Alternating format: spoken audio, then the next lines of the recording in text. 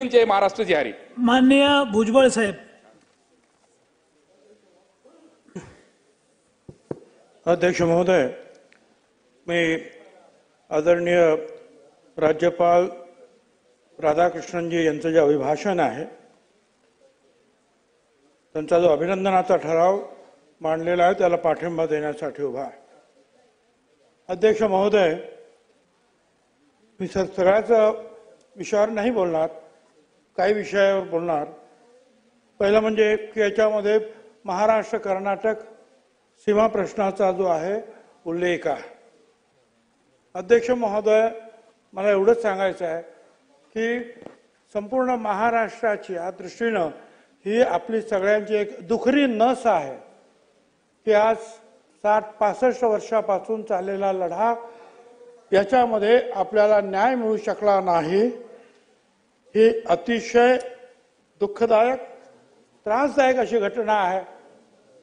माझी विनंती राहणार आहे की मुख्यमंत्र्यांनी या बाबतीमध्ये अधिक लक्ष देऊन काय करता येईल ते पाहायला पाहिजे. या देशामध्ये 14% जास्त आपलं योगदान आहे. 15 लाख कोटीपेक्षा जास्त गुंतवणुकीचे सामंजस्य करार झालेले आहेत. चांगलं काम चाललं आहे. 3,500 एकर औद्योगिक भूखंड वितरित करण्यात येणार आहे आणि 10,000 एकर जमीन अधिसूचित करण्यात येणार आहे. ही चांगली गोष्ट आहे. उद्योगधंदे वाढले पाहिजे.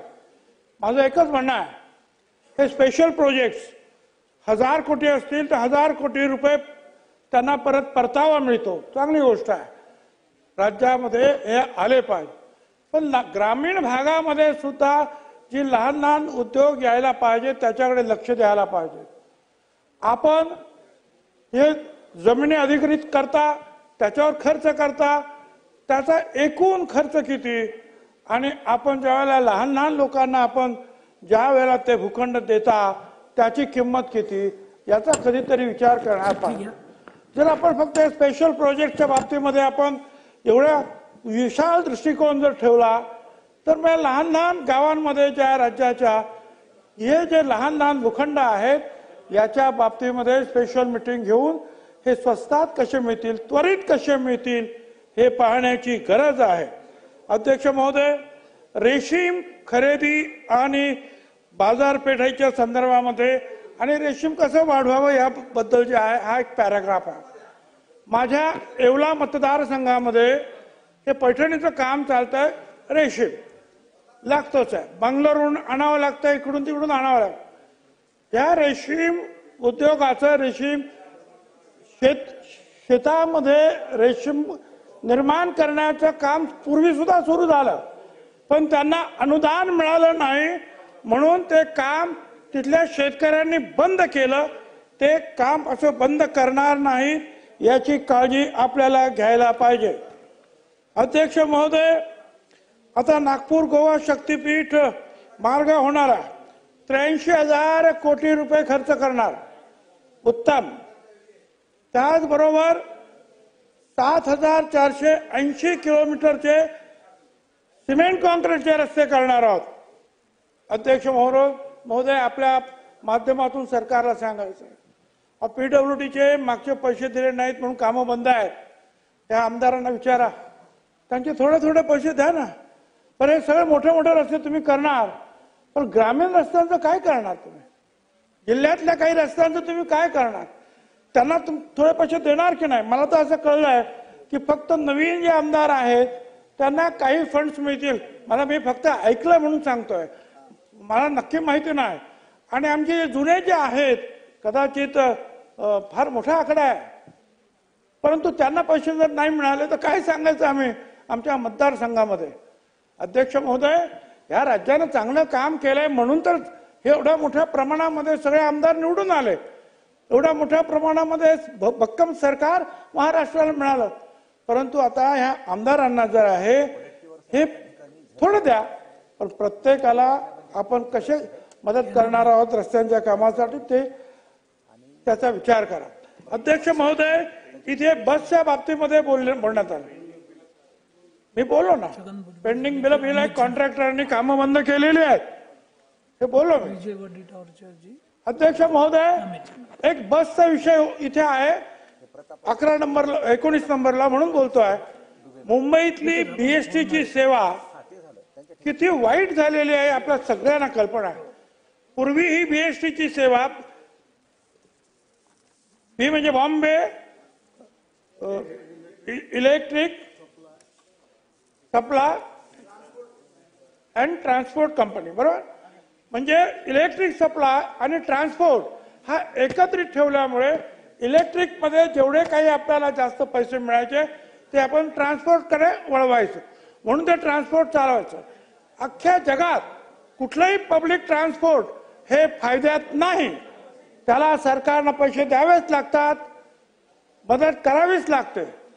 आणि म्हणून आता मध्यंतरी असं झालं की ती इलेक्ट्रिक कंपनी बाजूला काढली, त्याचे पैसे काही त्या ट्रान्सपोर्टला द्यायचे नाहीत बीएसटीच्या, आणि त्यामुळे ही बीएसटीची जी आहे अतिशय डबघाईला आलेली आहे. एवढंच मला सांगायचं, याचा विचार करायला पाहिजे. अध्यक्ष महोदय, नगरोत्थान अभियान जो आहे त्याच्यामध्ये सुद्धा तातडीनं जे आहे काम करणं आवश्यक आहे. चांगलं, आमचे एक पाण्याचा प्रश्न आहे. माजी मुख्यमंत्री एकनाथराव, आजी मुख्यमंत्री फडणवीस साहेब, परत एकनाथराव, सगळ्यांची पत्र पाठवली, पण तिथले ते आमचे जे काही काय म्हणतात ते सचिव, प्रधान सचिव, ते काहीतरी SLTC मीटिंग घ्यायला वेळ नाही आहे त्यांना. किती वेळ लागतो मीटिंग घ्यायला? लोकांच्या प्यायच्या पाण्याचा प्रश्न आहे हो, त्यांना आपल्याला सांगायला पाहिजे. अध्यक्ष महोदय, मागेल त्याला सौर पंप, पण सप्लाय होत नाहीचं कारण फक्त एखाद दुसरी कंपनी मला असं वाटतं आहे, आणि त्यांच्याकडे तेवढा जो आहे पंप तयार होत नाही, म्हणून मागणी असून सुद्धा हे सौर पंप जे आहेत आपल्याला मिळत नाही. त्या कंपन्या वाढवल्या पाहिजेत, अधिक लोकांकडून जे आहेत त्याची खरेदी केली गेली पाहिजे. अध्यक्ष महोदय, प्रधानमंत्री आवास योजना ग्रामीण अतिशय उत्तम काम. मला असं वाटतं आपल्या या राज्यात यापूर्वी एवढ्या मोठ्या प्रमाणावर गरिबांसाठी घरं बांधण्यात आलेली नाही. अध्यक्ष महोदय, पाणलोट क्षेत्राच्या बाबतीमध्ये सुद्धा अध्यक्ष महोदय आपल्याला मला सांगायचं आहे की त्यांचं सुद्धा अनुदान जे आहे हे रखडलेलं आहे. म्हणजे 120 शेतकऱ्यांसाठी एका जिल्ह्यामध्ये आमच्या पैसे पाहिजे आहेत, परंतु पैसे मिळत नाही. ते अनुदान जर दिलं नाही आपण, तरी शेततळ्याचं काम सुद्धा आपल्याला जे आहे पूर्ण करता येणार नाही. इथेनॉलच्या बाबतीमध्ये तुम्ही म्हटलेलं आहे, चांगली गोष्ट आहे, परंतु धरसोडपणा करता कामा नये. मध्ये जे इथेनॉल सुरुवात केला साखर कारखान्यांनी आणि सांगितलं आता साखर कमी पडते, इथेनॉल बंद करा, सगळ्यांच्या गळ्याला फास लागला होता. माझं एवढंच म्हणणं आहे की इथेनॉल निर्माण करायलाच पाहिजे, धरसोडपणा करता कामा नये, एवढंच मला सांगायचं आहे.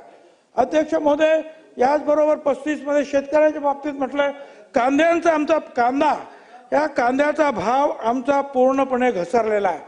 मी मुख्यमंत्र्यांना सांगितलेलं आहे की बाबा हे जे काही त्याच्यावरचं जे आहे निर्यात शुल्क जे आहे हे माफ जर केलं तर आमचा हा प्रश्न जो आहे हा सुटू शकतो. त्याच्यामध्ये त्यांनी लक्ष द्यावं अशी माझी विनंती आहे. अध्यक्ष महोदय, चांगली गोष्ट आहे की अंगणवाडीमध्ये त्या मुलांना छत्रपती शिवाजी महाराजांचं चरित्र, योगदान, शिक्षण द्यायचं आहे, अतिशय उत्तम.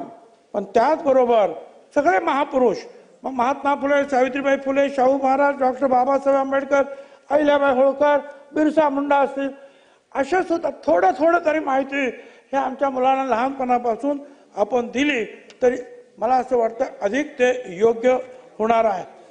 आता इथे नाशिकमध्ये जे कालपथ जो आहे हा प्रकल्प चांगला प्रकल्प आहे, लवकर तयार करा. पण सिंहस्थाच्या कामामध्ये सुद्धा मुख्यमंत्र्यांनी लक्ष घातलेलं आहे, चांगली गोष्ट आहे आणि उत्तम प्रकारे ते काम पूर्ण करावं. अध्यक्ष महोदय, अशी अतिशय चांगली कामं जे आहेत केलेलं आहे. संविधानाच्या बाबतीमध्ये एक पॅराग्राफ आहे, घर घर संविधान.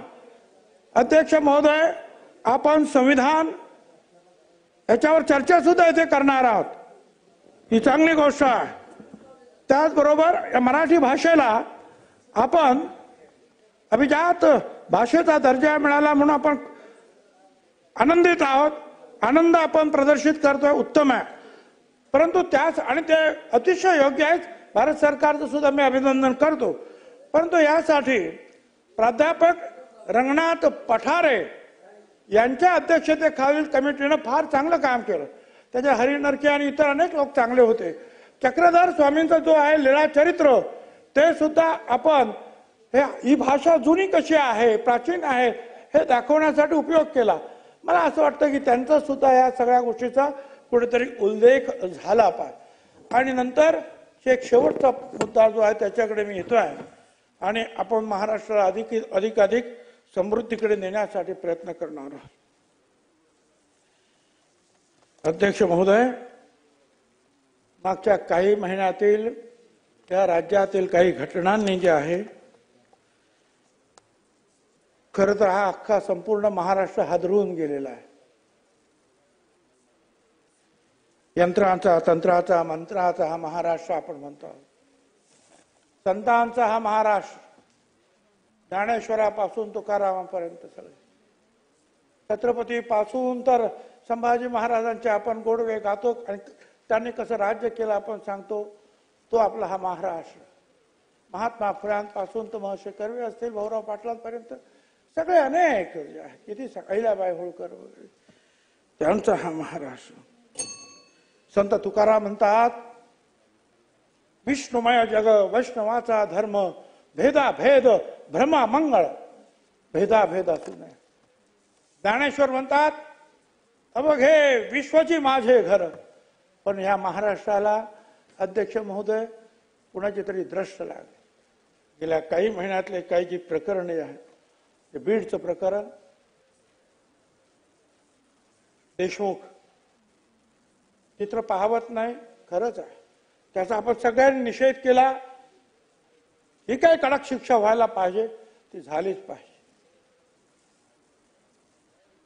असं ऐकत नाही की त्यांनी कुणी त्याचा निषेध केला नाही, असं झालं नाही, करायलाच पाहिजे.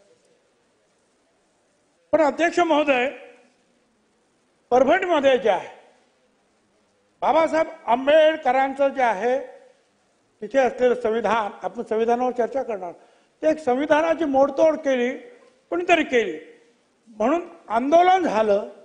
त्याच्यामध्ये ज्याला पकडण्यात आलं, सूर्यवंशी नावाचा आपला ग्रस्त जो आहे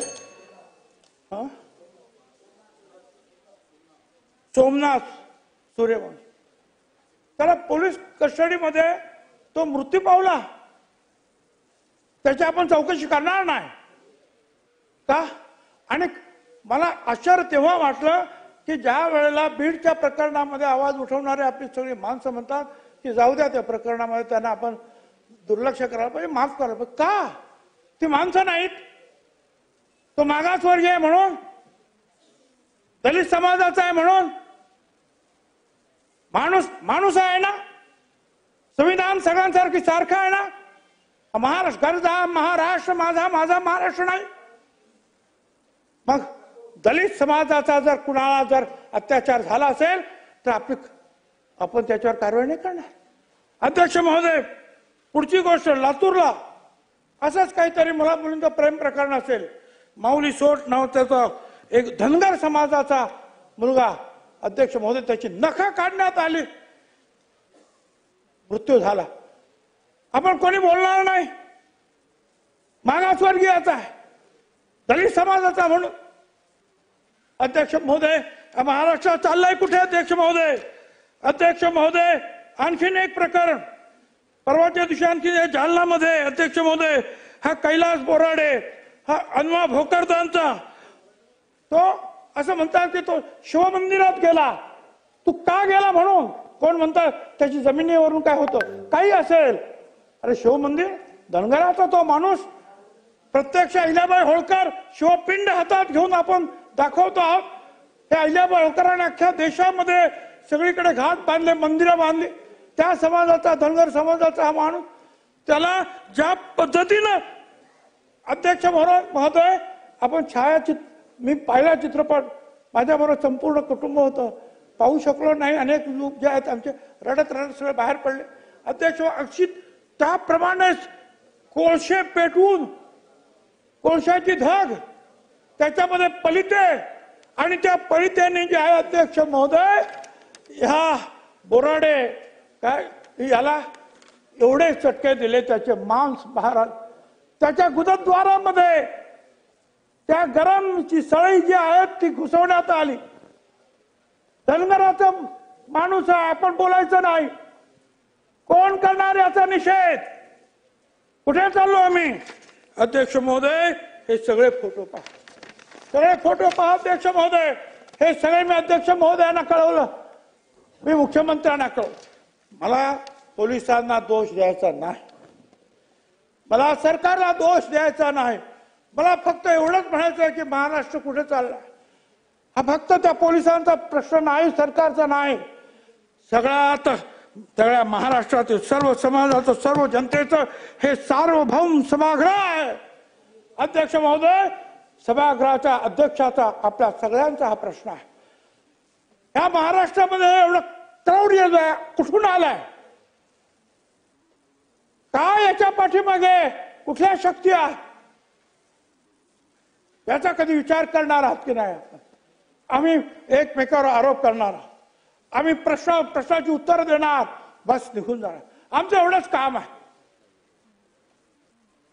संपूर्ण महाराष्ट्राचा गोर गरीब प्रत्येक जण ह्या सभागृहाकडे डोळे लावून पाहतो की आम्हाला पण न्याय मिळेल.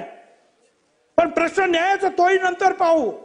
पोलीस नंतर काय करतील, कोर्ट नंतर काय करतील नंतर, पण हे का होतं हे आपण थांबवणार नाही. अध्यक्ष महोदय माझी विनंती आहे, या सभागृहाचे जे अध्यक्ष आहेत त्यांनी पुढाकार घ्यावा. या समाजातील जे प्रमुख जे आहेत, काही नेते असतील, सर्व पक्षाचे नेते असतील, अध्यक्ष महोदय काही पत्रकार असतील, काही लेखक असतील, काही विद्वान मंडळी असतील, यांना बोलवा, सगळ्यांनी एकत्र बसा. अध्यक्ष महोदय हा राजकारणाचा विषय नाही, हा एकमेकावर टीका करण्याचा विषय नाही. हा विषय या महाराष्ट्रातलं क्रौर्य जे आहे कशा अर्थीनं आपण थांबवणार आहोत. हे का निर्माण झालं, कधीपासून निर्माण झालं, कुठल्या भागामध्ये हे विषय वाढीला लागले आहेत? अध्यक्ष महोदय आपण औरंगजेबाचा निषेध केला, करायलाच पाहिजे का ज्या पद्धतीनं त्यांनी त्या गरम सळ्यांनी जे आहे महाराजांचे संभाजी महाराजांचे डोळे फोडले, अंगावर चटके दिले. पण हा औरंगजेबीपणा या महाराष्ट्रात परत कसा काय आला? बरं हा एकच माणूस असेल का? कोळशे जमवणारे, ते कोळशे पेटवणारे, त्या माणसाला मारणारे, त्याला पालतो पाडणारे, त्याला परत चटके देणारे किती लोक असतील ते सगळे बघत बसले. ही जी प्रवृत्ती जी आहे ही महाराष्ट्राची संस्कृती नाही अध्यक्ष महोदय. म्हणून माझी विनंती आहे, केवळ सरकार, केवळ पोलीस, केवळ एसपी यांना दोष देऊन नाही चालणार. महाराष्ट्रातली आपली संस्कृती संतांची भूमी आहे, त्याला पुन्हा एकदा ज्या विकास तर करायलाच पाहिजे. अमर्त्य सेन यांनी सुद्धा सांगितलं ह्या विकासाला मानवी चेहरा पाहिजे. पण तो माणूस आज जर जनावरासारखा मारला जात असेल तर विकास कोणासाठी करायचा आहे? आणि म्हणून अध्यक्ष महोदय माझी आपल्याला विनंती आहे, प्रत्यक्ष अध्यक्ष महोदयाने याच्यामध्ये लक्ष घातलं पाहिजे. या राज्यातील काही ज्येष्ठ श्रेष्ठ नेत्यांना, काही वर्तमानपत्रातील काय असतील उत्तम विचार करणारे, त्यांना आता आपलं जे आहे साहित्य संमेलन झालं अतिशय ताराबाई त्या वाळकर काय सुंदर बोललं. त्या सगळ्यांना बोलवा. टाइम संपला आहे. मागची खूप ओरड होते. 25 मिनिटं झाले, थोडक्यात पॉइंटेड घ्या ना. काय झालं? आपले 25 मिनिटं झालेले आहेत. धन्यवाद. पाठीमागच्या लोकांना थोडी संधी मिळाली.